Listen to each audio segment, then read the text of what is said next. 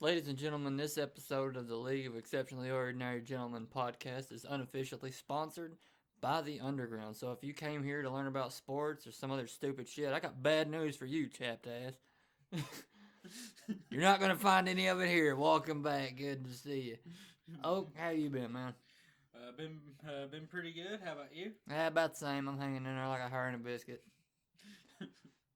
Best I can. About all I can do. But after a week of the podcast being live, I'm excited. I'm really excited. Oh yeah, I me too. feel pretty good about it. We actually have two microphones this time. Yeah, testing something new. If anyone actually has like a better software to run two mics, I had to download this real weird plug-in for Audition. It's a long story. We spent like 15 minutes getting this set up. Yeah. But we're getting there. We're getting there. Slowly but surely, we're getting there. But that's the fun part in it. That's the punk part in it. Yeah. Yeah, if we want to be true punk, we would just have to go like set these in the middle of the room and go all the way to the back. Yeah, and I think there would be like next to nobody that would listen to that. Only the true fans would listen to it. Yeah, then I exported at like 15% quality too. Yeah.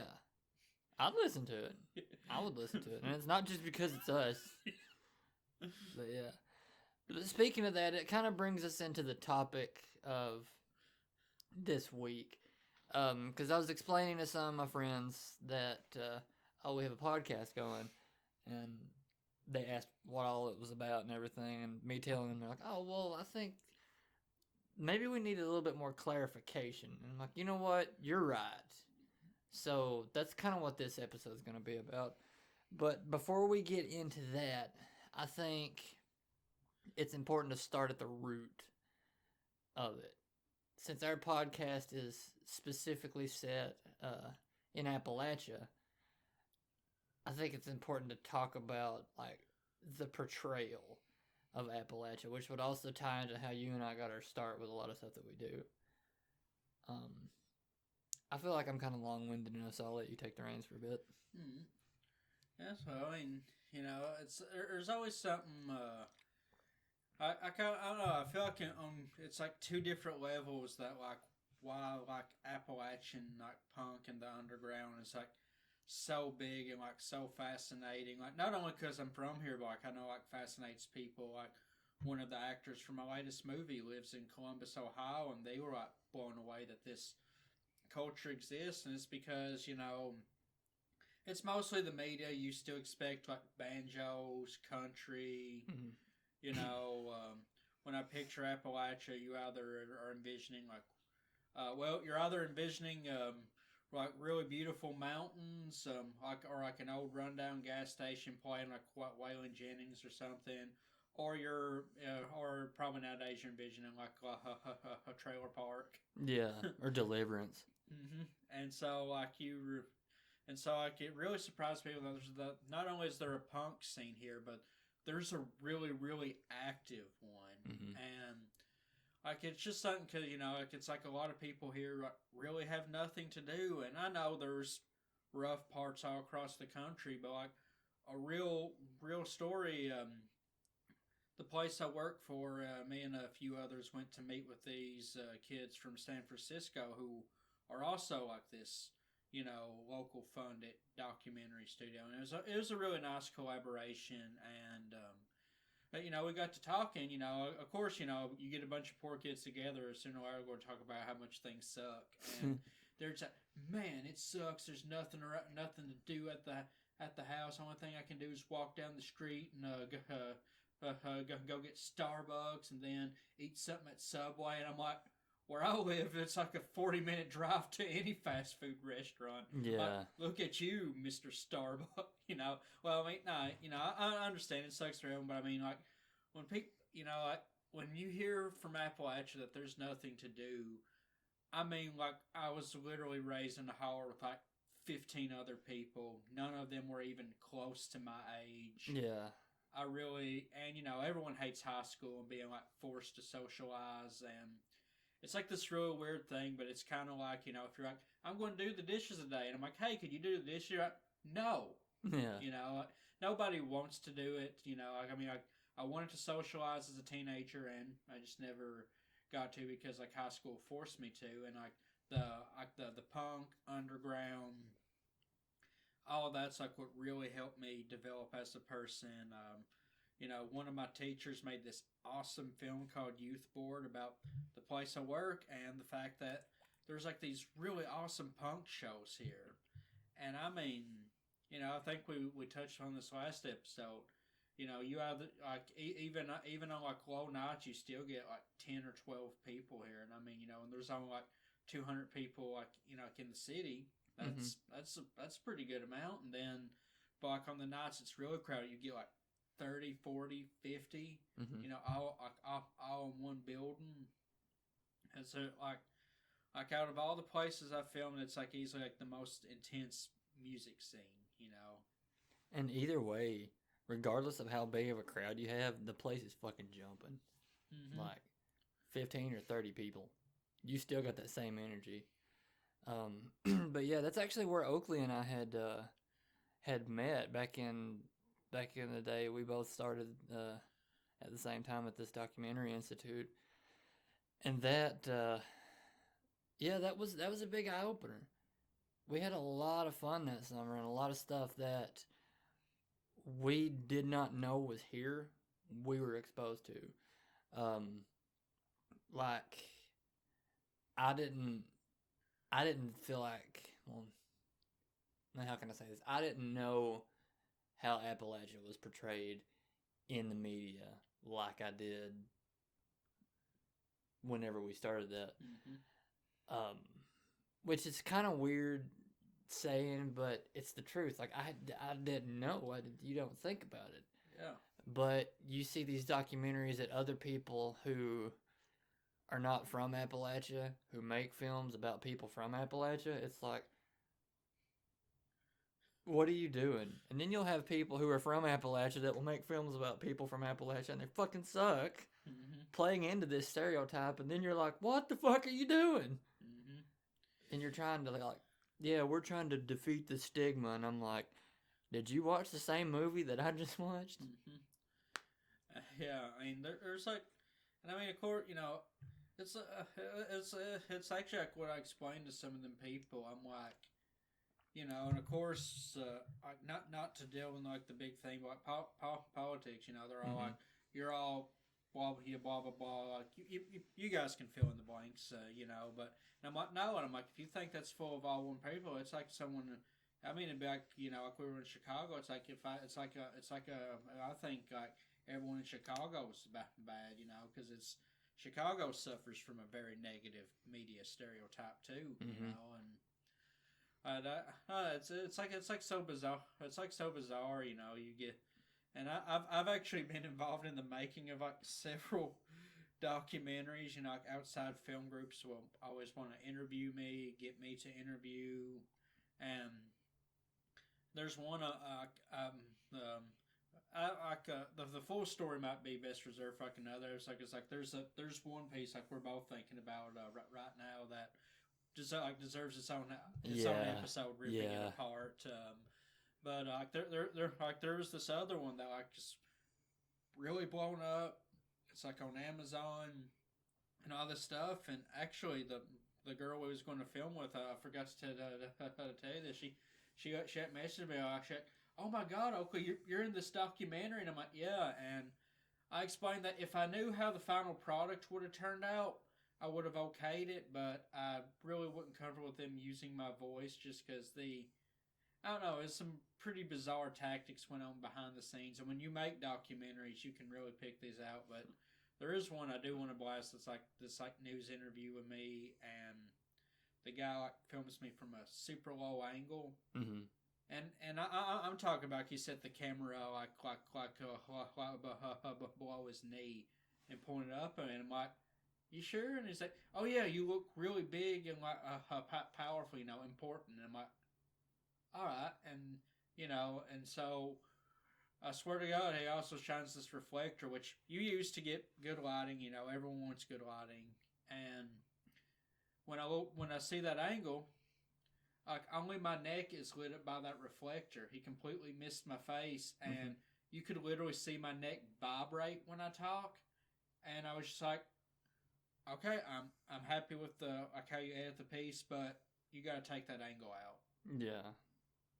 And he really didn't like that. I mean, like it's so weird, and I mean, again, respect, like I assume everyone has like the best intentions, but like I've noticed that with that and someone else, I'm not going to ramble on about all my media enemies, but like the moment you like stand up, like they just kind of they're kind of taken back, and it's just because this region since the 1960s, like people are used to just coming in here saying, "Look at these dumb hillbillies," and going away and making their money.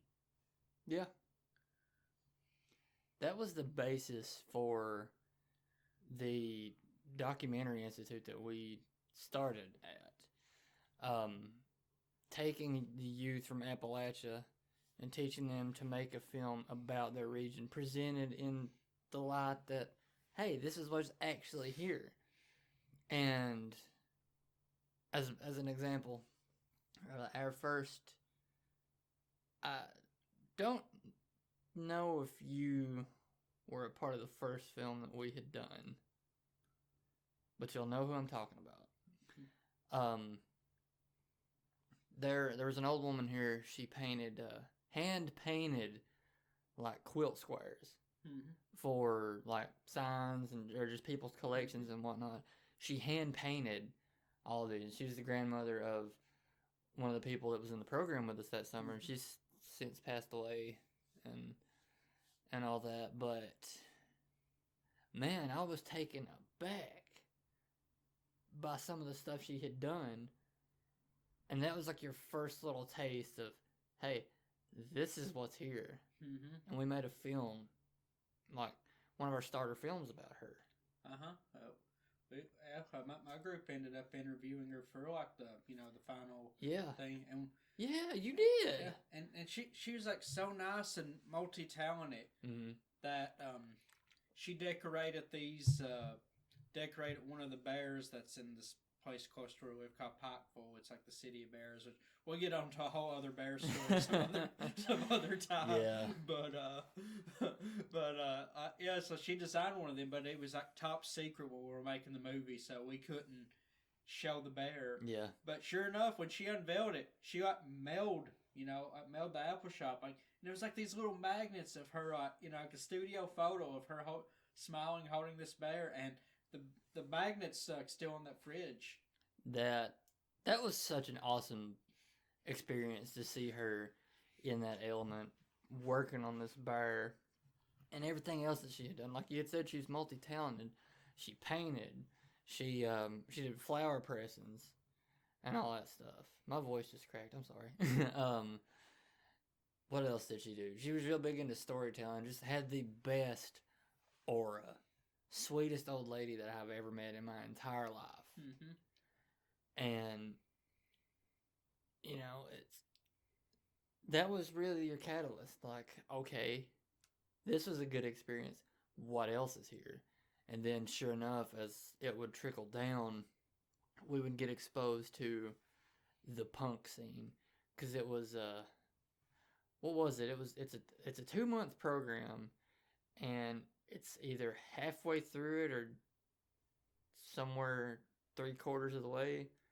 The punk show is in full swing here, and we checked it out, and we were like, "Oh my god, this is awesome!" Yeah, there was like this really special show in 2014, so it happened like 3 weeks in, and it was pretty cool. I mean, I just gotten my very first DSLR, was all on the photography page. Probably took about 2 usable photos that whole show, because I still getting the ropes of it. But I do got some killer video that time. That's actually how I met. Well, I mean that was like actually the very first Globster show I got to attend. I was like, finally, after 2 years. I didn't live here. I wasn't able to stay late for the Globster shows. I finally got to see lobsters, and I got video of my first time seeing lobsters. There's something else. There really is something else. In between the youth board film and the first film that was made about Adam was the first real experience that we had of the punk scene here. But it was something different actually being there. And you think, like, this would never exist here. And yet here you are watching it. Which, speaking of Adam, eventually, if we can, we would actually love to have him be a guest on the show. Adam and I talked about like a potential podcast, and I mean this is like 2 months into the pandemic, so yeah, a while back, it's definitely something because I mean you can just talk to him like all day, like it's amazing. He's such a character too, and he's so funny. Like whenever we shot the scenes from Appalachia with him, dude just came in and took over. You gave him a script, and he went with the bare minimum and ad-libbed everything, and it belonged. Yeah. He wasn't so much playing a character as he was playing himself. And that's the awesomeness of Adam. And I can really appreciate that. He is who he is, and he's unapologetically him, and he does not give a fuck what you think. And he even hung out with us like when we filmed the ending scene too. Like that. That's one of my favorite pictures, like that group photo of like all of us together. What was that he said? Like he was wearing a dress that day too. It's something about like I'm not a hot piece of ass. I'm a hot piece of bologna or something like that. Yeah, I was like, I'm not a hot piece of meat. I'm a hot piece of bologna. Oh yeah, something like that. Yeah. Yeah, it was so funny. But he's great. He's like, what would you call him? Like the gold standard of the punk scene around here. Yeah, because it's like the example of like doing it himself. Because I mean, like them first Lobsters albums, he didn't have a band. I'm kind of spoiling a documentary. If you watch it, it's like 8 minutes. It's real worth it. But so he just took these like he made these samples and he took them and looped them. So he did all that himself. His second album was like a picture of him taken at Kmart. Rest in peace, Kmart, by the way. Oh, Not sponsored. Yeah, and so it's like, like he went in there and I told him it was his mom's birthday. And he took that picture and he used it as like that. Yeah. And I mean, it's just something about going out and doing it yourself. And I mean, that's like something, like again, like I can't stress enough, if you're ever thinking about creating art, doing video.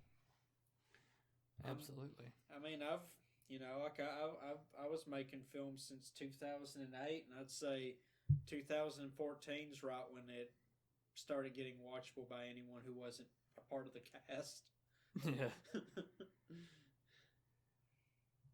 Which, speaking of punk and the whole do-it-yourself thing, I'm trying to find the picture, and I cannot give credit to the person because their names are like crossed out of it. But since we were on the topic, oh, here it is. The punk.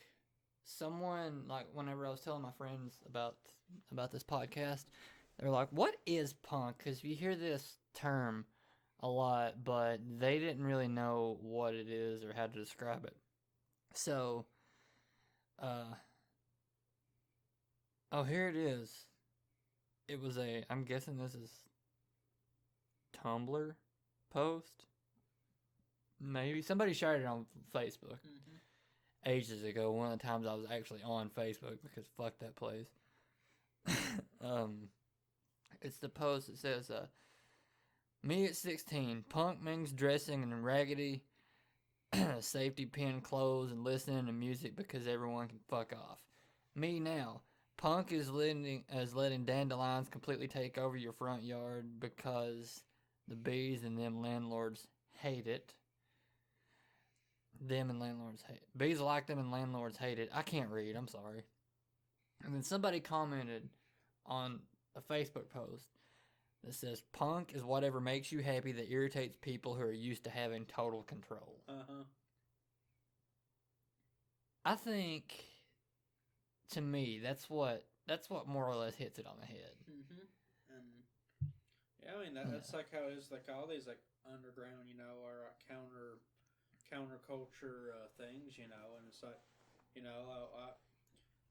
you'll find people, like you want to, like you want to expect, like there's like, like we're in a small place. There's, so like there's already not like a lot of like minority groups that you'll find like a lot of them go to punk shows. Totally. You'll find members of the LGBT community in punk shows. Mm-hmm.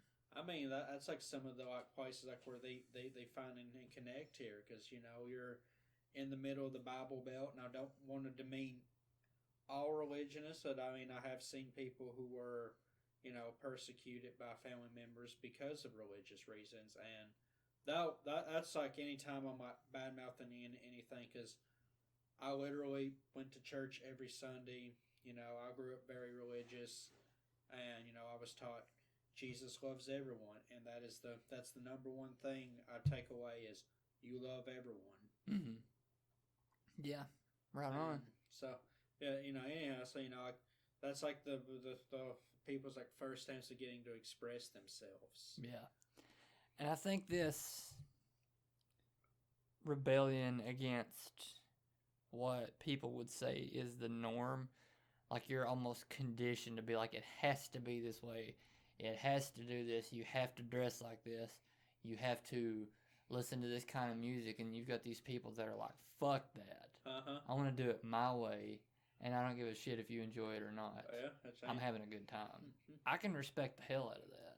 Oh yeah, you remember that's how I've always been. Like, I mean, there's pictures of me like our workshops, big screening at the end. I'm wearing this big toad hat, and my first summer, they made this things like you all have to dress professional. And I'm like, no, because I just don't like how they feel. I don't like tight pants. I don't like a tight shirt. And they're like, you got money, go out and buy one. I'm like, no. I'm not going to buy. I'm like, if I wear one, it's going to be because someone else bought it. And I won't say their name, but like one of my bosses, like the look on their face when they saw me come in, pretty nicely dressed, and they're like, you finally caved and bought. I'm like, nope, Mom did, because you all said I had to dress professional. And they just kind of gave me a look, and yeah, and they're like, you mean your mom bought it? I'm like, yeah, you guys made her waste like $40. I told her not to, but she did. Yeah. I mean, and I mean, I was probably being a bit a bit mean then, but I mean, I'm just someone I wear how I dress how I want to dress. I mean, if you don't enjoy wearing it, why wear it? Yeah, I think my last summer that I did it, I showed up in like a black button up, a skull and crossbones tie, trip pants, and dreads. And once like we talk about like the dress and all that stuff, once we get video incorporated into this, you're gonna see Oak and I, we're wearing like vests with patches and buttons and shit on them, because that's us. I like it. Oh, yeah. That's what we do. I literally I've got like 200 spikes and like 500 studs coming in. You think we should make a Twitch? Like a separate Twitch, like aside from our own? Yeah. For the League of Exceptionally Ordinary Gentlemen? Yeah. No, I'd definitely be down. Then we'll do a creative like stream where we actually put together a vest and shit. Fuck yeah. We're talking about ideas on the podcast. What about that, boy? Yeah, that's just like I've always, and it's like, and I will say there were a few people who were part of the Popular Kids who were nice to me. Yeah. It was like this real, but it was like also like a lot of them were really mean to me, and I get it. I wasn't the nicest kid in middle school. I don't think a lot of people were. I mean, teenagers in general aren't nice, and it's something that it's a part of growing up. But I was picked on a lot, and it was like the mean kids, the kids that were always getting into fights. Like a lot of these bad boy kids for a reputation. They let me sit and eat lunch with them. They were like super nice to me. They were like way nicer to me than like most other people are. I mean, they always hung out with me. They checked on me. Heck, even when I was in the hospital with asthma, one of my classmates, so like the only, like the only one who actually came out of his way to visit me, and I mean, he lived on like the opposite side of the county, so he really had to talk, and I mean, we're like 12, so I mean, by I mean he had to like talk his mom into driving all the way. But anyway, like he come and visit me at the hospital, and it's like stuff like that you never forget. No, it was a little different with me. Like I would speak to anybody that would speak to me in high school and stuff. But it was after I graduated high school and went to college and really started to come out of my shell. Particularly, I was in band and all that stuff, which I was still me in high school. But like I said, college really brought me out of that shell where I started doing stuff my own way, being my own person, and was like, okay, this is who I am. If you like it, don't. If you don't, fuck off, kind of thing. And evidently, that's when a lot of people I went to high school with apparently started noticing some things, and they liked what they saw. They were like, oh, this is neat. And then they were like, even though some of them would speak to me back in high school, they started talking to me more often now that we graduated. Like, hey, this is neat. You should do more. I'm like, oh, okay. And eventually it would come out like, well, wow. How come you didn't speak to me that much in high school? Not that I'm like offended by any of it, but how come you didn't? Like, oh, we didn't really know how. Like, you kind of kept to yourself and stuff like that. Which, I'm not going to lie, in high school I was kind of ridiculed for me dressing and acting the way that I did, which, like, I wasn't rebellious. Well, yeah, I was rebellious, but I wasn't, like, getting in trouble. I wasn't doing anything that would intentionally upset people and stuff like that. Like whenever I was in band and we were at ball games and stuff, I was dancing, I was getting into what I was doing and things like that. I'm pretty crazy, I'm pretty goofy and stuff, and I don't care if you like what you see, cool. If not, no one's asking you to be in this domain. But yeah, they didn't really know how to take that until we all started to come of age and stuff like that. And they're like, this is neat, he's got some stuff figured out, I like that. And I don't know, I guess they were wanting to try to find a little bit of that themselves. But yeah, doing things your own way and rejecting what everybody else says is the norm, I think it's definitely punk. And it's great. I respect the hell out of anybody that does that. And I was like in middle school. There was like this one teacher. I mean, I was kind of like that one by choice, and it's real weird in ways. I do regret it, like because it was like something. They talked me into coming into one homecoming game. Yeah, it was homecoming. It was like a very special ball game, Yeah. And so I showed up, had a pretty good time. People who normally didn't talk to me. They're like, oh my God, you're here. And I'm like, this is awesome. I'm never coming to another one of these again. But most of the thing is like, I'm obsessed with horror films. Mm-hmm. And it's because of like the creativity behind them. Yeah. But anyways, so there's like a lot of the like horror film rumors, and I got into like a lot of trouble, like in high school. I got in trouble for like showing someone a picture of me with a prop machete, one that a picture. Yeah, and I mean one that like it looks laughably fake. Like there is. Like it's literally like a kid buying one from Walmart, only I like spray painted the blade silver. Yeah. And of course, at the time, I'm like, yeah, this is the best movie prop ever, Yeah. And so I got in trouble for that. There was like an English teacher who saw, because like I was that kid who like had this like binder you could like put sleeves. You could put paper in through like the first two sleeves. Mm-hmm. Kind of like a book cover. And so I had like I had this really crappy printed out picture of the poster Jason Takes Manhattan. and I had it there, and this teacher actually reported me to the principal and said that I designed that poster myself, and I was making a terroristic threat to New York, because like the poster is like him cutting through the I Heart New York thing, and I'm like, it's a movie, and she's like, I know better, and I'm like, and so I go down to the principal's office, and he's like, can I see it? And he looks like, is that a poster? And I'm like, yeah. And and so he looked at it like, this is a movie. I'm like, I know. Yeah. But like a lot of people, I don't know. Like, I mean, like a lot of people really just, I don't know. I mean, so that's kind of like I was like a one road choice. I didn't go to either prom, didn't go to the senior trip, and I was close to, but like the senior trip site was like $1,000, and I was like, and there was like 20 people going, and I'm like, I respect 2 of you. No. Yeah. I don't want to be trapped on a mandated tour. Ironically, through New York with, one cool principal.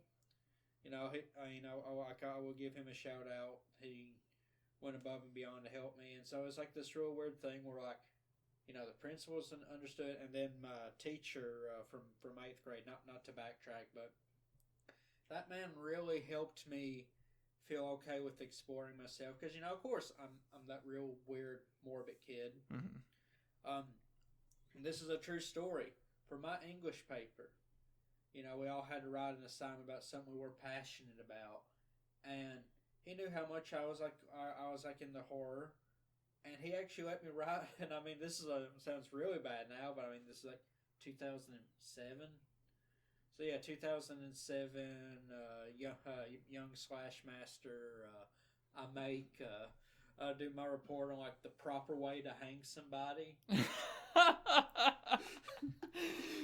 Wow. And so I give this like written report, like research. I was like on the school library, like looking at like pictures of like these hangings and stuff. Yeah. But anyway, my teachers let me explore it, and and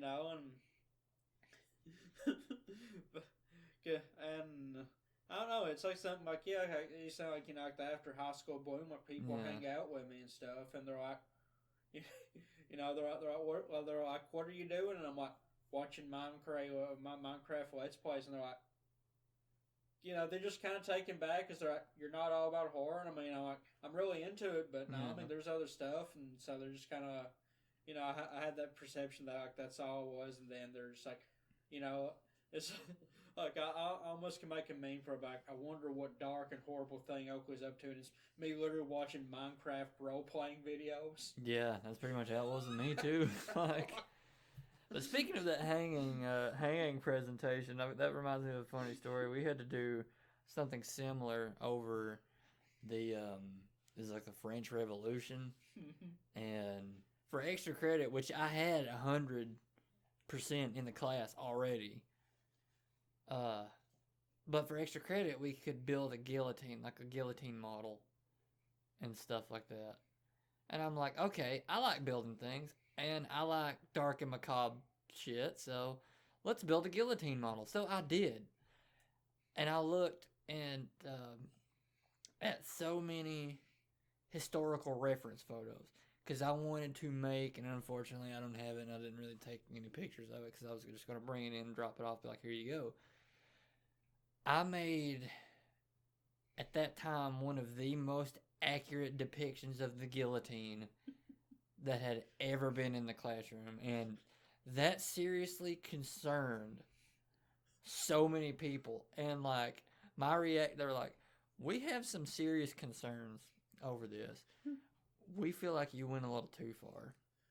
And I'm sitting there thinking to myself, you sandy butt fucker, I'm doing exactly what you've told me to do. You were the person that was like, yeah, go build a guillotine. What does that say about you? And you collect these. What does that say about you? Sandy buttfucker. We were talking about that a while back, and apparently a 12-year-old said that. Yeah. That's the best. Yeah. Kids are vicious. But yeah, the post high school glow up, man, or blow up or whatever the fuck it's called.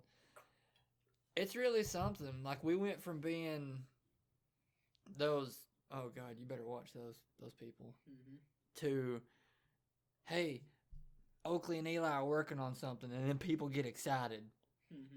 So in a way, we're starting to kind of become those people that we looked up to, that punk crowd and all that stuff, when we were kids and whatnot. And it's not even just kids that are into what we're doing.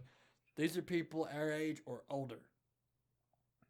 And that's awesome. They're finding this stuff that they love, and it's in their community. They're seeing it. They're like, yes. So that's neat. Yeah. So that's why we support punk. It's people are passionate enough about it to do it themselves and are unapologetically them. And me personally too, this is another reason I love working with you over anybody. It's your art form. Freedom of expression is your piece. You have the right to, within reason, say, do, or present anything in any light that you want to do it. Granted, that doesn't... Freedom of expression does not mean freedom of criticism, but I believe since it's your project and you're the one working on it, that's yours. Own that shit.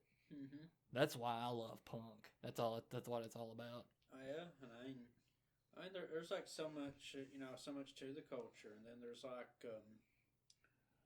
and they're like some of the like friendliest people, like the, or what I like to plug other people's like names and stuff. Do what? Are we allowed to plug other people's names and stuff? Oh yeah, absolutely. Sorry, I was checking, like I lost my note and I'm like, where's it? We're being slightly professional here. So there's like his username's Cody Social or Cody Cottle. He was like the singer of this band, Dimitri's Demise, and they just let me hang out. Real cool guys. And then I get him to be in my movie. And, he's like one of the nicest people you'll ever meet. And then I got, the singer of this Harlan band, Lips, Bradford Harris.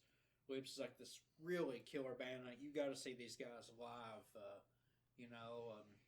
and again, I just like, hey, would you mind if I use this footage I filmed of you in my movie? And he was like totally up for them. Like, can I use the live recordings of these two songs? And again, yeah, they were just like super up about them. Like, and so, this other girl, this girl, Shanna Gladson, she's the lead vocalist of this band called Baghead, who it's like an all-female punk band, and they actually formed in this, like in this very building that hosts a program called Girls Rock Camp, where they, teach exclusive, like young females and, non-binary people, how to make punk. And I mean, that's like the coolest thing ever, but yeah, no, like I just happened to film like one of her shows, and we got talking, and got her to make a cameo in my movie and interview her for a documentary I'm making. It's just like it really brings people together, and like I can't stress enough like the amount of like because like in like the Lobsters documentary, they talk about like Adam, like Adam has like this collection of pocket knives, and I've got a collection. Granted, most of them I buy are like, or like real knives, but like I buy them for like props, because one of the things I hate is like, and you see a movie like everyone's got the same type of like pocket knife, Yeah. And so so anyways, that one mix up I've got about like. I'd say close to 20, because I actually end up giving most of them away. Yeah. I actually got Ellie, like this really sweet, like, if it's like the knife from Scream, Oh, fuck yeah. Yeah, like, I got you that for free birthday. I You think. did. You did. And That so, would be hanging out in the background of my stream on Twitch. But, like, the Twitch gods, I don't want them to get angry at me. yeah. But I do have a knife in the background, which is a funny story for another day. But I'm sorry to cut you off. I'm sorry. No, you're fine. I love hearing these stories. But like, I got all these knives, and so it was like, I think 2013. So a year after I see it, Adam just happens to come in town because he has like a lot of friends in Whitesburg, and we're like walking down the street to Summit, and like for a while I had this really wild reputation because like I would just go into the bar, and actually just to combine two stories, like there was like this person who's pretty big flirt, you know. He kind of flirts with everyone. It's like one time I walk in there, and he's like, "All right, everyone gets around on me," and he looks at me. He's like, "Even you, handsome?" And I'm like, "Really?" And he's like, "Yeah, anything you want." I'm like, "Can I take a pib?" And he's like, I could just see him like processing like calculations in his mind. But yeah, no, that was my reputation. I would always go there and get like a Coke and a pib. Yeah. So, anyways, we just walk into the bar, and Adam and I just start talking like about that. And I mean, and of course, first time I see him, I'm like, oh my god, that's the guy from Globsters. Yeah. And so granted, like I'd say like even 2014 me, like I really did not start conversations.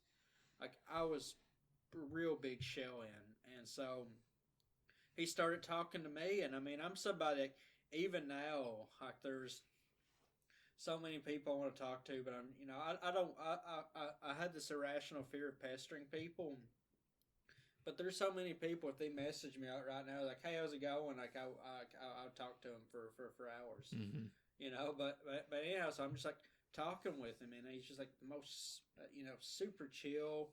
I mean, we've talked about cult horror movies. I mean, it's stuff like that. I mean, when you meet someone who like knows like about like some of the less more obscure horror films, and we was actually talking. I completely forgot that that Eli had actually bought this on the on the trip to Lexa, but I'm like, because like I got to thinking for this, I'm like, what is my favorite movie with a punk song, and it's Return of the Living Dead. Yeah. Like when the skeletons like open their eyes, it's like it's party time. Yeah.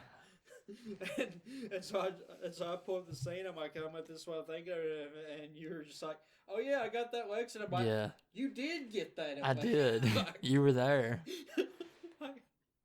I think my favorite part about that movie, aside from like the punk scene and it just being one of the more underrated horror movies, in my opinion, it's set in Kentucky. It's set in Louisville, and I apologize to any of my friends or anybody who's listening that's from Louisville. My favorite part is that they nuke it in the end, because I hate driving in Louisville. Like, I love you guys, the people that are there, my friends that are there, and anybody that's listening to this. You have my love and respect, but my God, I hate driving there. It's a mess. And for the record, if any time during any future episodes, like I'm talking smack about a city, I mean it's so about the city, not you guys. Yeah. Like, I have a lot of people, because I was actually talking about how it's really hard to get like aerial shots of Lexington, and I mean there's none available like commercially. I looked, but I did find the site that gave me like free areas of Louisville, and one of my friends like, well, that's good enough. I'm like, it's Louisville. But I mean though, like if you go to Louisville and Lexington, they have like these two very distinctive looks. Yeah. But it's just like a killer place. Return of the Living Dead's killer film, killer soundtrack. Yeah. And it's so wild because I'm really going to like agent says I can Pikeville. There used to be this old I only went to it once, and then one time I passed the plaza it was at, and it was closed, and it was like this really old rundown CD shop, and you walked in and it had like this really weird grape smell, and they had like all these like occult occult like objects, movie posters, horror movies. I was in heaven. Like I swear, like if 12-year-old me could drive, I would have been there every day. Definitely. And I got like several CDs, but like I got like the Bride of Chucky soundtrack, and I literally wore that out. And Hell yeah. But yeah, I'm glad that you mentioned that about the whole, like, we mean no malice by any of this thing, which we really don't. We really don't. But in our travels, we come across a few interesting stories. Like, well, in our last one, whenever we were like, hey, let's go back home, and we wound up in Somerset. Uh-huh. Or did we talk about that in our last one? I think we might have yeah, we did. Yeah. But yeah, we mean nothing by any of that. So if we offend you guys, we are sincerely very sorry. Man, it was like the time before last when we went up to Lexington and filmed with Casey. We like there was like this. It was like a mildly heavy rain. I think. I mean, it wasn't like a sudden like like storm or anything. Yeah. But we passed like 3 vehicles that just like completely wrecked their day. We did, and we like drove over like a berm or something on our way back because Google Maps is like, wait, at the worst possible moment, and it did it to like 3 other people as well. But yeah, aside from that, yeah, we, the times that we've been to Lexington, aside from the Somerset time, was actually pretty chill. Mm-hmm. It's fun. We're even planning like maybe more like an end of this month, early February. Just and it's a cool place. Yeah, I was making sure you're still recording. I've never used Audition before, and I've learned how to use it, but I'm definitely not. I wouldn't call myself like an expert because I don't know. Maybe we should stick to Audacity. I can't tell. This is going to be like some post work. It looks like we can do it. Yeah, we got this. But I know there's like so many wild, and I mean it's like thing of punks. Like actually one of my documentaries, and that's like so many people are like really confused because like I've made a film on women's mental health, and then I'm more famous for my LGBT series of documentaries that tell these like really heartwarming, because I want to keep it real, because like I want to, show, is there bad things here? Of course there is, but it's not like it's not the overwhelming, like it's not what this place is, and so. I want to showcase both the the good and bad, but like people are just like, man, you make these like really touching documentaries like that. That one on like women's health, like someone's like, man, I was like tearing up during this, and then my next film is just like an absolute bloodbath. Like, let's see, and I need to think for a second before I make a claim. Okay, yeah, actually, the original like Somber Nights in the Mountains, which is one that I kind of released, and now I'm making like a 2.0 edit. I've got like a couple more interviews, but literally everyone in that documentary gets murdered in my films. And I'm like, you could almost, and I mean, I've kind of joked, I'm like, man, I'm like, there's there's this one that just ends up like so beautiful, they're gonna make this place their own, and then I'm like, wouldn't it be very morbid to immediately just like cut to their death scene in this movie? That'd be funny. Yeah. Gotta have a little bit of humor in it. And I mean, I give permission if anyone makes a documentary end it with one of my death scenes for movies, because I mean, I'm somebody like as morbid as it is, but I just understand like how important it is for like horror films. I'd love to die. I mean, I'm glad, call me up for any movie. I don't care to die in it. Yeah, absolutely. Same.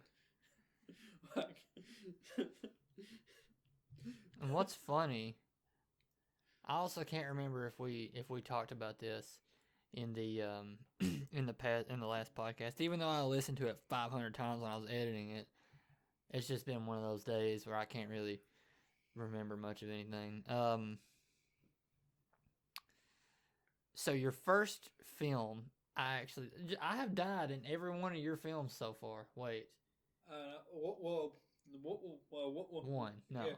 I killed you in that one accidentally. Yeah. But And you know, you live in two, and one of them you accidentally murder me, which is it's like a pun that like because like I play like one of the main like supporting roles, and it's like building up, and you're thinking like, man, this character's going to have some part to play in the finale, and I'm like hanging out with this like really tough guy. And there's this guy in a pumpkin mask going around killing people, and ironically, he's talking about a death that ended up getting cut from the movie because I couldn't, the person who was going to play the part canceled. But he's like, "Did you hear about that cop who got murdered in his own vehicle? You better have something to protect yourself." And I'm like, "I got something." I pull out this tiny little pistol, and so he's like, "You call that protection?" He just like pulls out. He pulls out. I forget. Yeah, it's like a Beretta. It's like this really cheap BB gun, like $16. Like best prop gun for the money. yeah. So it looks real. And he pulls it out. He's like, "This is protection." I'm like, "How much?" He's like, $200. I'm like, "All right." And so, anyways, I get stabbed, because like the main character's going through like a lot of like psychological issues, and she snaps and stabs me, as people do. Yeah. So anyways, I'm just like lying there. And you come to me, "Man, are you okay?" I'm like, "Yeah, I dropped my gun somewhere." And you go to pick it up, like I said, you just pick it up, it just goes off and just like headshots me. I think that's one of my favorite ways to die, just like all the build up just to back. But that one. Then there's one you got robbed. I did live in that one. Yeah, that was the one with. Yeah. Yeah. It's you got robbed in that one, but yeah. So anyways, So my first summer, like I said, definitely wasn't out of my shell, and I'd even go as far as say mid 2015. Yeah. But anyway, so 2012 me was super shy.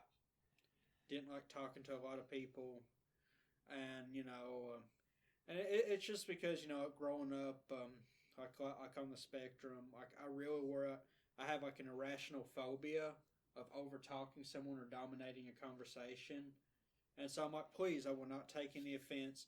Tell me to shut up if I'm getting on your nerves, because that's just how I am. Because I mean it's like literally like a phobia. Like sometimes I'm like, God, I hope I didn't nag that guy's ear off, But anyway, so we was working. Is like me, Elihu, and one of his friends. Should we give him a code name or Gobbler? Yeah, the Gobbler. Yeah, the Gobbler. And so, anyways, we're working on this movie, and I have a cool idea because I was like filming with this real awesome Sony Handycam that's shot in 480p. I was like, yeah, this is like top of the line camera gear. And I would just walk around holding it and film everything. And so it's like, what if I made a documentary that was actually partway murder? Like it's all real up until when everyone gets murdered at the end. Yeah.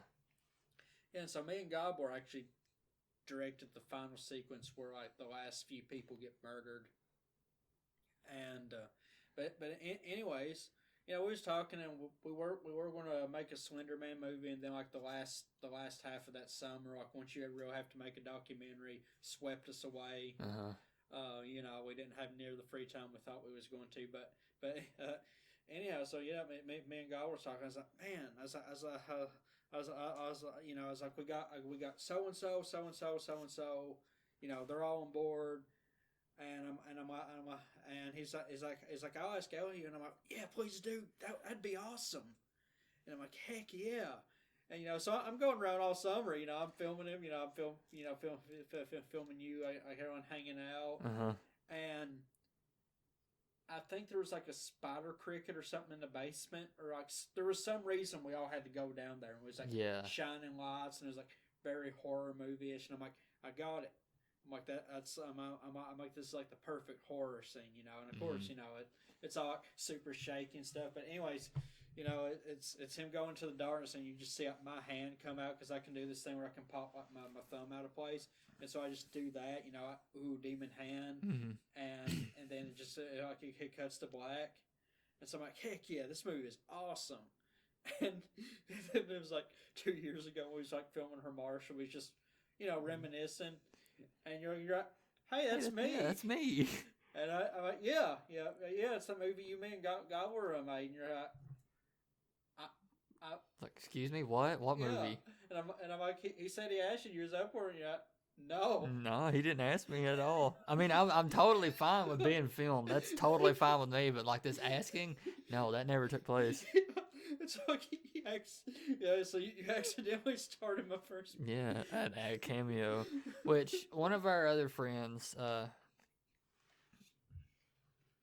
she's actually going to be voicing a character in in one of your upcoming films, and I'll spoil it. She's the killer, and talking to her about it, I'm like, you have no idea how big of a thing that is, because nobody, and I mean nobody, goes into Oakley's movies as their first role and gets killer. Not even me. His first role, I didn't even know I was in it. But yeah, that's just his thing. Like, it's like you have to earn killer. And there's I mean, it's straight. I mean, there's like a couple people from her Marshall. Like I was like, I really tried to get in the leading roles, like Invisible Scars, like as the, you know, but no, even in my first movie, I got murdered by my cat. Not even the Slash Master himself is safe from like killer, and not in his first movie. Yeah, it's like me walk around in a Michael Myers outfit, and I got this like really skinny kitchen knife because you know I was like 16. Yeah. And anyways, I'm just like looking around. There's a cat, and I like love the way it looked like when I shined the light in its eyes because it's like demonic. And so I just like shined its eyes light, you know, and it like lights up. And I just dubbed over me doing the evil laugh, and you just see me running away, and then I like fall, and like something just grabs me, and just pulls me back to the cat. It's like a real still. I think it might Steven still be on Facebook. That is wonderful. But yeah, I'd say everyone dies first, then you get to murder people. Yeah. But yeah, kind of going back to that whole punk thing, one of the biggest reasons we support it, and you kind of touched on it a little bit, is no one is Mr. or Mrs. Untouchable. And it's like everybody is in it to build everyone else up. Yeah. Like, they're not going to tell you that, like, they're not yes people. Like, if your stuff sucks, they're going to tell you it sucks, but they want you to get better. And stuff like that. Really cool, really awesome people. And I like, to me, that's better than yes people, and that's better than, you know, somebody telling you your stuff's never going to amount to anything. But yeah.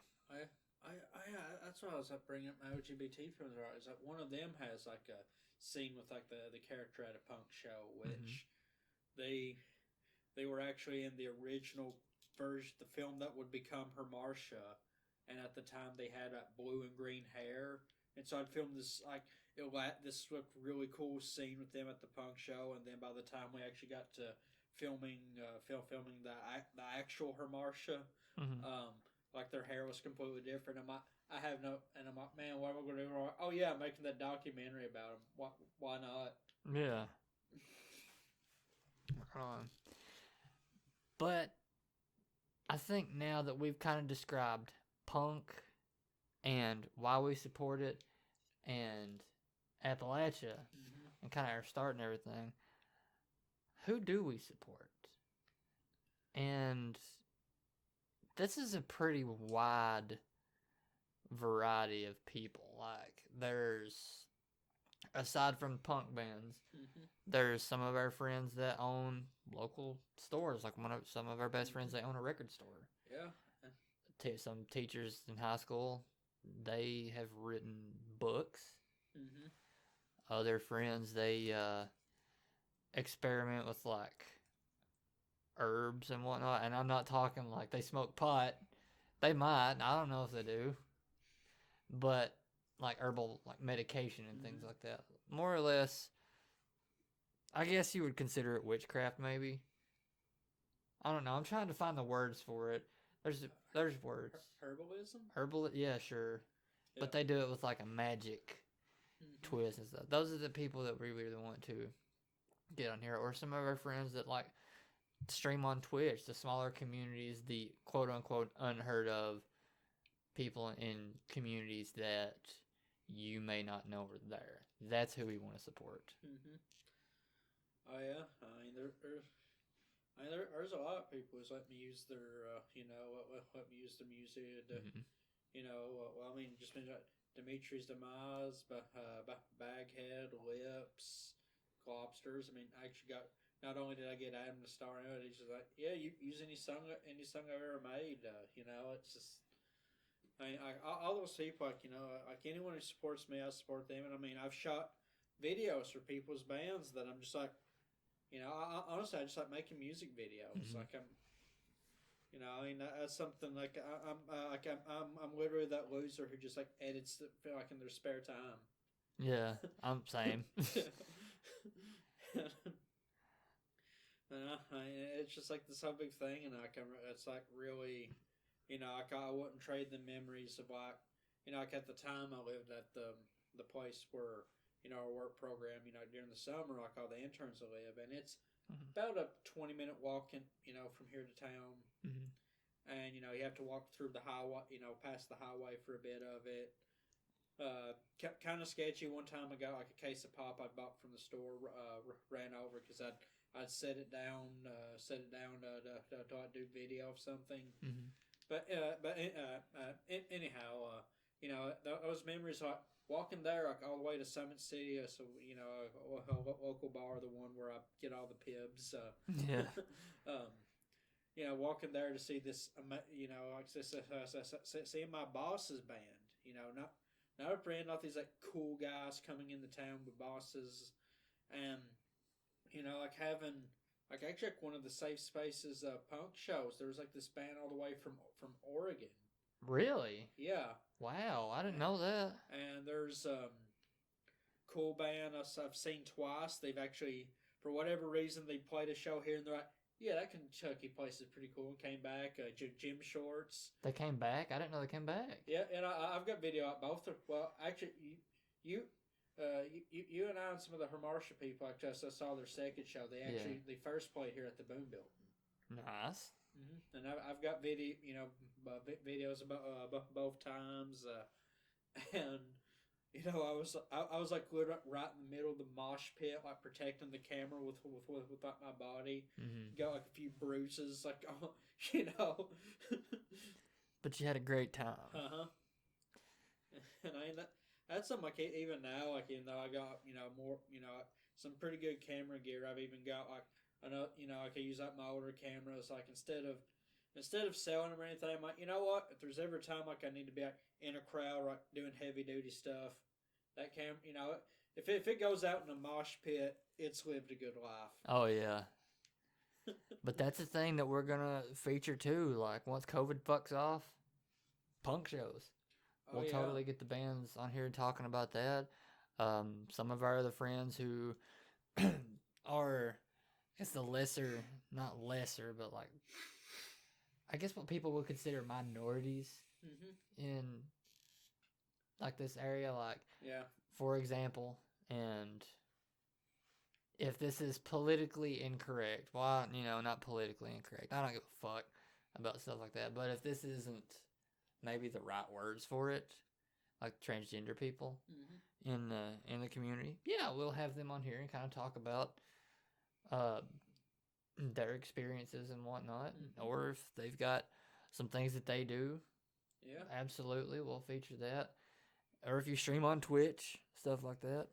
This is a way for you to get your voice out there, promote whatever it is you're doing. We want to see you guys go places. We care about you guys, and we really want to. We want to give. And I know. I'm definitely. Of course, I'm down for anyone, like especially at groups like that really feel like they don't have a voice, and Mm-hmm. for anyone listening who's not from Eastern Kentucky, probably like the two people out of everyone else.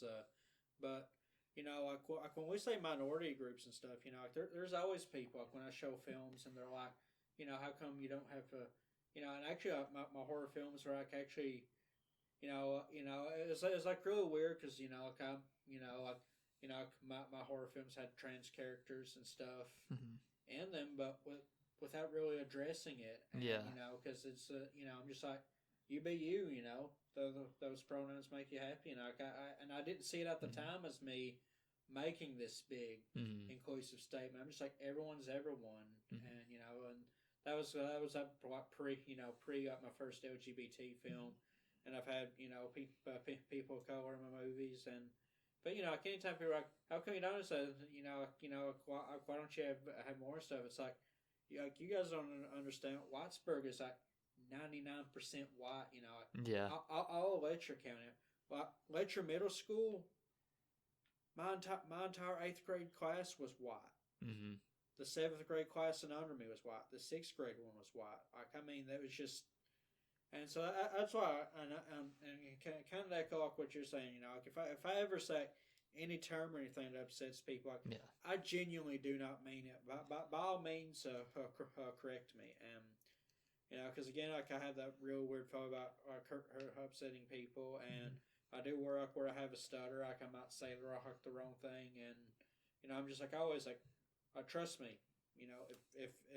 If I say anything that's not okay, just let me know. I have never used anything like that to Mm-hmm. intentionally attack somebody. Yeah. Same. Like my brain, the way it kind of works is I'll have an idea what I want to say, and then I'll be like mid sentence, and my brain's like half of my brain's like, wait a minute. Mm-hmm. But like by minorities, I don't mean sex and race and orientation and stuff like that. As another example, I practice magic.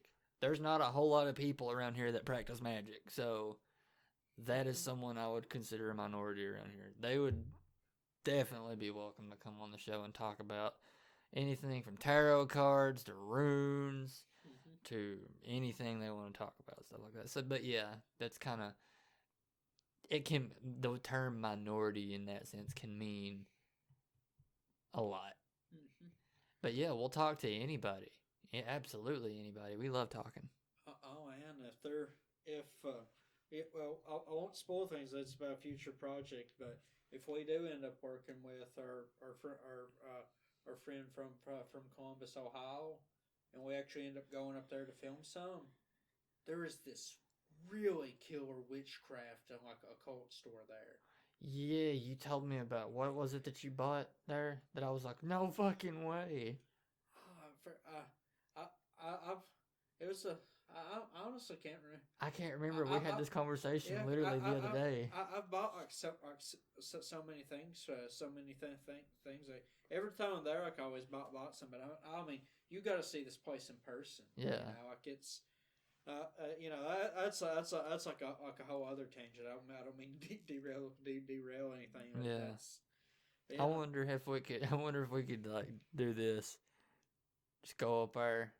He knows who. And you might know who I'm talking about, and he might know if you watch this. But go over there like, "Hey Max, would you like to shoot if you're not busy? We're in town." Yeah. Which I did ask him like about a gas mask at one point, and he said he would do it. I'm like, fuck yeah. Mm-hmm. I mean, if you want, we can name drop him. He was really nice to us. Sure. Max Grow and the awesome people at Backward Slate Productions. We were at Horror Hound 2019. Uh-huh. And since I've known Oakley, he's had like 2 cameras on him at all times. But we were walking through this big crowd of people, and this dude flags us down. And he's like, hey, you guys make films? And we're like, yeah. He's like, oh, what kind of films do you make? And was talking to us about like our movies. And then he told us about a movie that he had made called Bong of the Living Dead.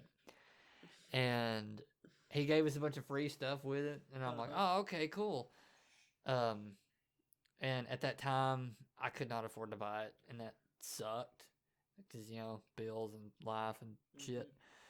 But it was free to watch on Amazon Prime at one point in time, and I watched it. I loved it so much that once I had some extra money to spend, I actually bought the Blu-ray special edition that came with a signed poster and a signed DVD case, and it, like the outer case is like a brick of weed. It looks like a brick of weed. Yeah. But yeah, Max and the awesome people at Backward Slate Productions, which they're not asking us to talk about them at all. Yeah, no. But they're seriously such cool people. Like, dude, you got a name drop. I'm actually wearing 2 of the buttons they gave us right now. It's actually funny. We mentioned Horror Hound. I mean, I also couldn't buy anything because I literally I spent. I don't even want to imagine how much money I spent on like pens and stuff. Christine, Silent Night, Deadly Night 2, the Garbage Day one, but actually the pentagram cat.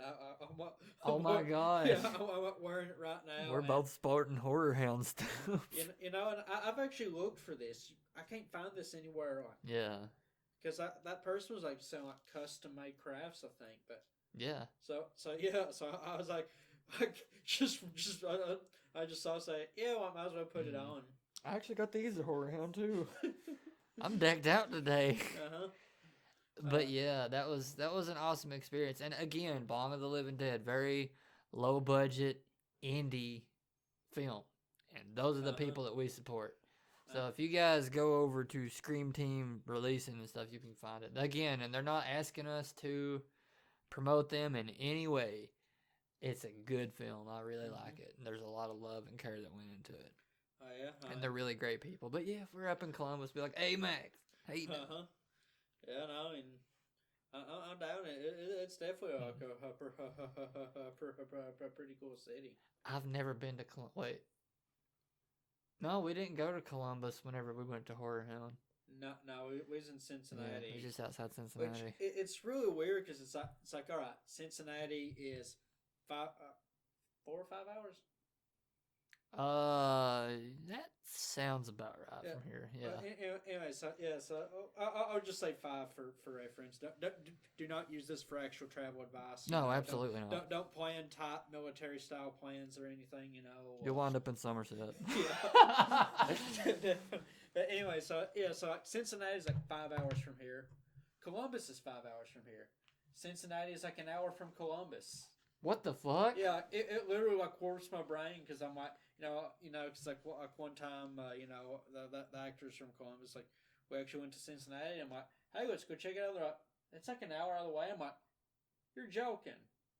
But no, like they're both it's like literally like 15 minutes difference. Like they're like close to the exact same time from here, but they're also an hour from each other. And I'm just like, that just like kind of like makes my mind melt.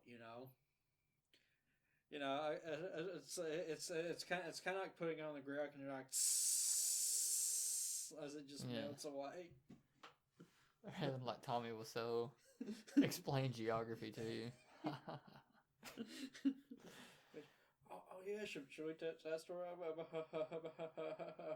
about her Marcia? Sure, if you want to. Yeah, so there's like this bottle of beer. I don't know what just happened, but outside in the big room, it sounded like there was, at first sounded like a police siren. I was like, oh, what? All right, so, well, we're probably going to get arrested talking about this then. That's fine. But, yeah, there's like this, I guess wine, beer, whatever, big bottle of alcohol stuff, it was whiskey. Yeah, whiskey. And so we actually put Tommy Wiseau on it, LEOG did. Yeah. And I just posted a picture of it like on Reddit, and the legend himself commented on wanting us to send him a copy, and we made it to him. We made one, and in true Tommy Wiseau fashion, I sent him a picture like, hey, I got this. Like, where should I mail it to? And he just, and like 2 months later, he was like, yeah, mail it. And I'm like, he didn't give us an address. Yeah. He was like, yeah, I'll mail it. Yeah, he's like, yeah, mail it, and by this time you're like, this one's crap, and we'll make another one. I'm like, oh my god, hurry, you gotta make another one. He just messaged me, and I'm like, yeah, where to? And I never heard from him again. Never heard, but it was legitimately him. Yeah, I was like his official Reddit account, and so, but yeah, and and I got the, I still got the messages and stuff. It's just like, it's like when it's like such an honor when somebody like that actually recognizes you. Yeah, and it was so funny too because whenever we were discussing the pivotal scene in Hamartia, we definitely wanted like this very heavily tensioned, if that's even a word, you know what, fuck it, scene where Bill actually turns up a bottle of whiskey. And we wanted him to break the bottle too, but we also didn't want to spend money on like real whiskey. Yeah. Because that shit's expensive. And we didn't want to like get it just to smash this bottle. And I also did not want to down an entire bottle of whiskey because I had to fucking drive. Yeah. So what we did was we just got apple juice and like a couple of drops of red food color in it, in this really ornate square bottle. And I took a picture of Tommy Wiseau and Gimp and designed this little label, and it was a high mark, like a play on Maker's Mark, whiskey, and it was like, what was it? Batch 420, alcohol volume 69%. Then on the back, it was like, what is story, Mark? And then it was like, talking about like this Ohio Mark whiskey is just a mystery. Is the man that made it? He just kind of showed up one day, just like this whiskey. Is he a time traveler or something? I don't know. Whatever. And like, it was weird. There was like side effects. It was like feelings of being betrayed, being fed up with this world, having the urge to put a tuxedo on and play football, and just as many room references as we could put into this one bottle that we ended up smashing the shit out of. Yeah.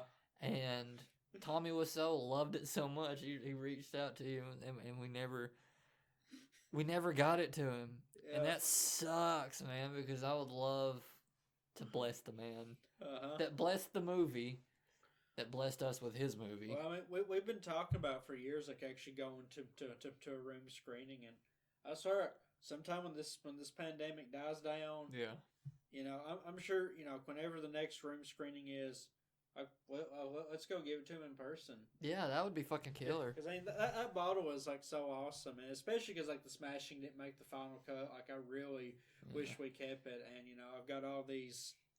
Those are some of my favorite behind the scenes pictures because like there was some before his car. I got one of almost name drop an actress downing it. Might want to hit the. No, she said you could name drop her. Okay. Because I did the same thing on my Twitch. Okay, yeah. Well, anyways, like one of the actresses, Whitney, who's a relative of Ella Hughes. The pictures are like her taking swings out of like that's some of like the best behind the scenes. Yeah, and it's just apple juice. Yeah, and I love apple juice. And like I know a lot of people's like, oh, you pussy. Listen, man, I'm driving. I don't want to die. Yeah, I mean, like it's weird. Like I would almost like we really, maybe if we get more of the stimulus money or just when it like, wait, is Home Depot still closed like due to the pandemic? I don't know. We don't have a Home Depot around here. Do we? No, wait. Oh no, we went to Hobby Lobby. Oh yeah, no, I was at Hobby Lobby the other day. Okay, cool. Got name dropping people mixing up stores. The Tommy Wiseau thing just took a hold of. But no, anyhow. All right, so next time let's go get a bunch of bottles and just make a bunch of them because I swear I would just keep these bottles around to pour apple juice into them to drink out of. Yeah, and I've actually learned to, which may not seem like much to some people, I've actually learned to vectorize images now, so we can have a high mark and vector images. I mean, that's like the thing I've learned. I mean, some of my early special effects, like the infamous ghost effect. I was like so proud of. That's like one of the easiest things to do. Yeah. Post. Kind of makes me feel bad like how much I bragged on it because I'm like, yeah, this is awesome. It's like, actually, I mean, it's pretty easy, but yeah.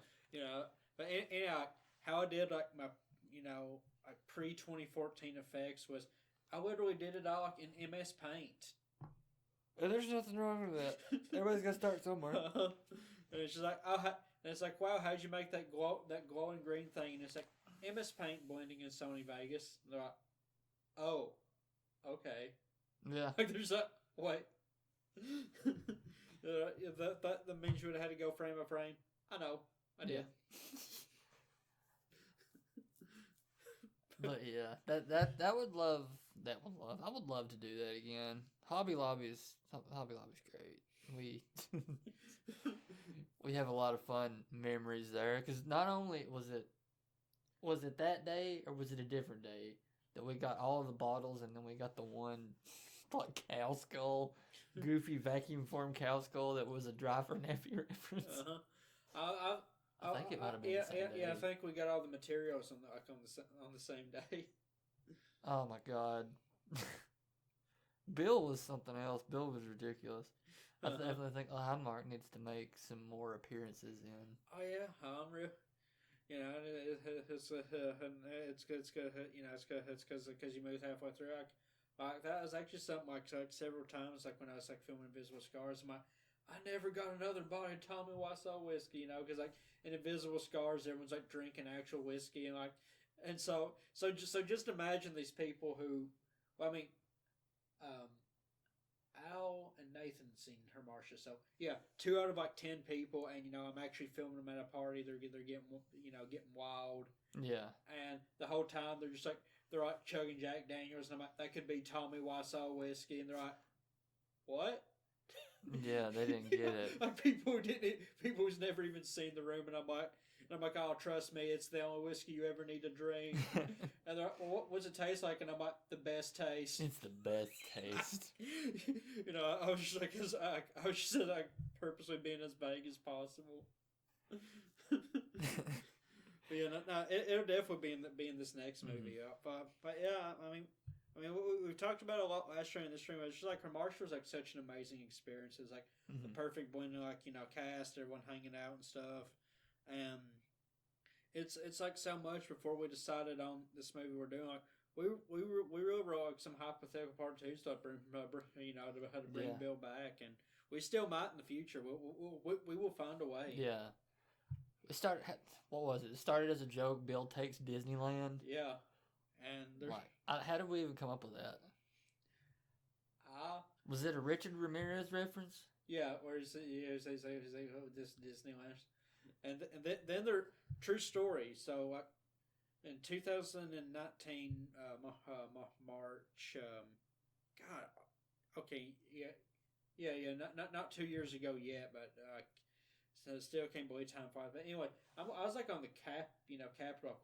Me and a group of friends went to DC in the middle of the night, saw at 2 a.m. And I mean, it's so beautiful, and I mean, even then there was like 4 or 5 people like at the Lincoln Monument. And I sent you that Snapchat, and I'm like, oh yeah, forget, because sometimes I just do. I'm like, oh yeah, forget to Disneyland. Bill's going to take the cab. We need to go smash the patriarchy right on these steps right now. Come on, we're going to film right now. And like some random guy in the back was like, yeah, smash it. And I mean, I was going to go on like a whole tangent with the moment he said that. I mean, I'm sure you know. So when I said to you, you could just see right. Yeah, just that look of.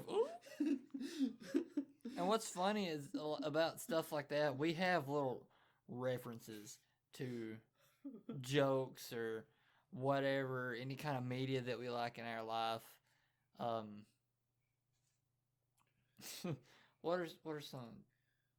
I'm not gonna spoil too much of it because, well, you know about the Tommy Wiseau whiskey bottle now, so you'll be on the lookout for that. There's like so many insights. There was like Somerset. I was going to. Oh my God! I don't know if I can say that one. Yeah, no. Maybe another time. Maybe. Yes, but, There's like so many like inside inside jokes. And I mean they just come around with stuff because you know we got like a pretty empty back. Like you know some of the cast of Marshall, like we legit just put speakers in there and blast like the Slender soundtrack. Yeah. And he was like stalking us like in the darkness. You know, we were all armed with like prop guns, and we had to hunt him down. And like the whole time we was looking for him, he's actually like sneaking around in the darkness behind us, like some psychological warfare. Yeah. You know, making like subtle noise, making like he's over here, and then we go over there, like there's no one there, like you know, just 100% mind games. You know, anyways, that's where like all our jokes stem from. Oh, and Bobby G's bitch. Yeah. One of the actors says that just in the most in the best fucking way. Like he calls another. That was actually. Yeah, he calls her a bitch in this scene, and it was, oh my god, just the way he says it is the best thing I think I've ever fucking heard. And he's like, it's a real tense moment because this is whenever it's whenever the shit's about ready to hit the fan. Yeah. And so yeah, there you are. And then you get bitch, but yeah, respectfully, the actor will not say the word bitch anymore because it's demeaning to women, which yes, absolutely, by all means. But I'm like, you're playing a character. But because he won't say it, and that one sound clip is so fucking legendary, I'm like, all right, Bobby G is gonna live on. In every single role that I have in an Oakley movie, I'm gonna yell bitch at somebody. I don't care who it is. Oh, it's so funny. There it is. There's Bobby G. Do it again. Yeah, like I pointed this to a YouTube, and then he was like, "Hey, could you take it down?" And I forgot the password. Like, there's an official Bobby G YouTube channel that just went rogue. Here it goes. It's wonderful. Boom.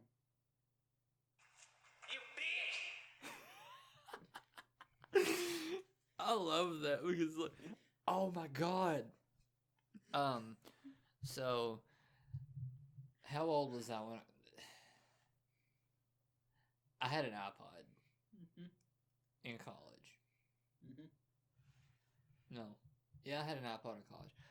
But I was thinking the difference in an iPhone and an iPod. Anyway, I had that sound clip that you sent to me, and I made it into a ringtone, and I forgot. I was in the middle of a goddamn final. In the back of the class. And everything is quiet. And I forgot, like, so the way that we would do in college was I have a very photographic memory, and I can retain a lot from the lecture. I would take notes and whatnot. I wouldn't do a whole lot of studying, and it paid off. You know, I would study some, but I could remember the bulk of it. So on our final week of school and everything, I would sleep in. We would all sleep in until like maybe 5 minutes before we had to be at our final. And then we would go start taking them. So I had my alarm on and my ringtone also on. And I forgot to turn it off. Or I forgot to put it on vibrate. So there we are in the middle of this final. I'm sitting in the back just tearing it up. Like speeding through this final, going absolute fucking ham, and all that stuff. Mom texts me. So all of a sudden you hear, "You bitch!" from the back of the class. I'm like, oh god damn it. No. No. And then everybody turns and looks at me. So I do the first thing that I think to do. Keep in mind, I'm sitting in the back, in the corner. So there is nobody behind me at all. Everybody turns and looks at me, and I just turn around and look behind me and just point like this motherfucker over here, man. And then they all go back to taking their final. I'm just like, God damn it, Mom. the wrath of Bobby G. The wrath of Bobby G. And what was funny, I'm not going to say what final it was. I'm not going to say who my teacher was. Or my professor, more like. But I saw them the following semester. And I was like, hey, how was your summer? And all this. Like, oh, it was good. And I was like, oh, man. I'm sorry about that final day in class. And he's like, I was wondering what had happened. I thought it was pretty funny. Like, you passed. You actually passed, like, with 100, but I'm not going to lie, because it was a kind of a dull day, I gave you a few bonus points for that. So, the bitch got me a bonus point. I'm happy about that. So, if you're listening to this podcast and you know which professor you are, thank you. I'm glad I can contribute to your day. Yeah, actually, the guy who plays Bobby G, he's one of my talking to. Like, we need to get him on the podcast, but it's just because Yeah. he and I don't know, we I swear we'll be having like regular discussions, and they're like, oh man, they're having like the most heated argument ever. They're like moments away from just like flipping the chair over at each other, and we're just like, we just like back and forth because you know, my boss, like one time she's like Oakley Fugit and so are currently at my house. Heavily arguing about the prices of switchblades at vendors' malls. To which Oakley says there is no way you can find one under $10, whereas Bobby G has stating that he could get one for $5. And I just comment, I'm like, I'm sorry, I have to defend it because that's just absurd. You cannot find one for $5. I would own 20 if you could. You know, and I mean, it's just like the most random things, you know. Yeah, and that's just who he is. Like, I get, yeah, he's definitely in that group that we were in, where everybody's like, you got to watch these kids, but we're also the people that are like really down to earth, really genuine, and never get into any kind of like anything. Yeah, no, I'll say that he's like one of the most awesome people to hang out with. I mean, I would genuinely, I'd love to just like genuinely hang out with him. I promise not to push any hot button topics because I don't know. I feel like he would actually be that person who would just get up and walk out of the room. Yeah. Because like there's a certain video game he hates that's like the holy grail of all video games. I mean, I don't even want to mention, because even mention he doesn't like it would get this thing like swarmed with thousands of dislikes. Yeah, and we don't want to upset anybody, especially over something like that. Oh man. You know, there was one time I actually looked up like a vintage copy of it and was going to buy it and give it to him for Christmas. Speaking of vintage copies of stuff like that, I actually have something to show you. Oh, cool. We found this a while back, and I knew I had it. It don't work, but still, we have it.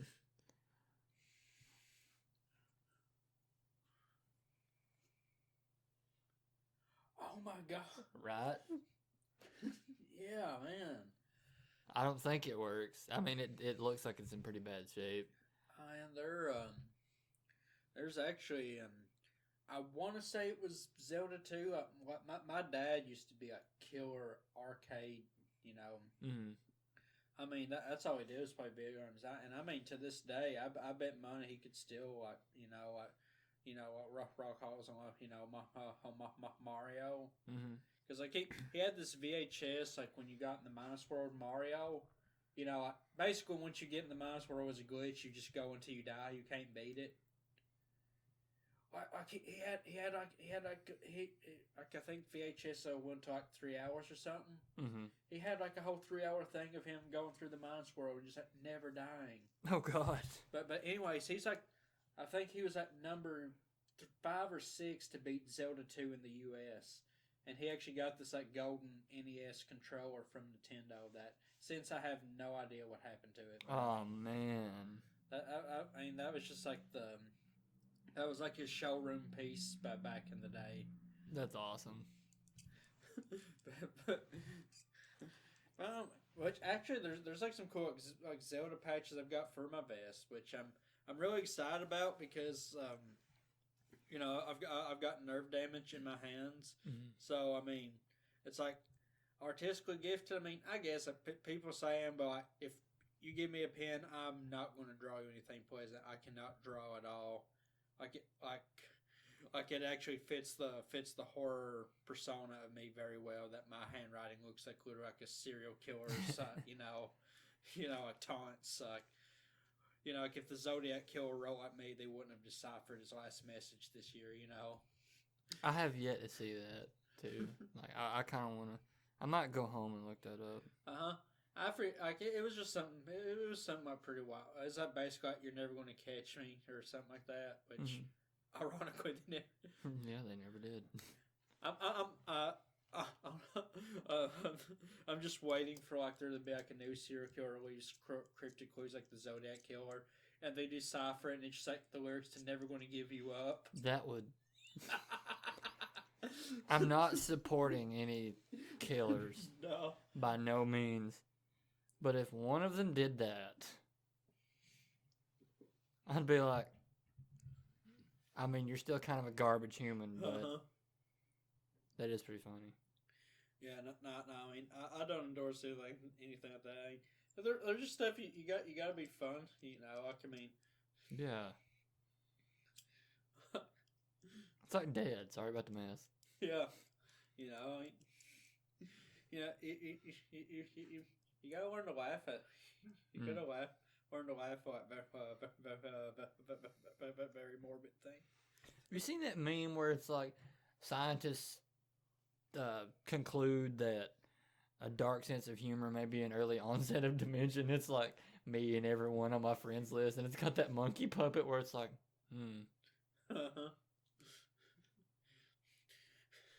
I mean, Vincent early said front mental health sounds like I'm somebody. I'm like if I really do get old and get these things and I still remember this, you know, because they affect the mind. I'm like I would literally get into an argument with my nephew about listen here, you little snot. I might have Alzheimer's, but at least I don't have Alzheimer's. You understand me?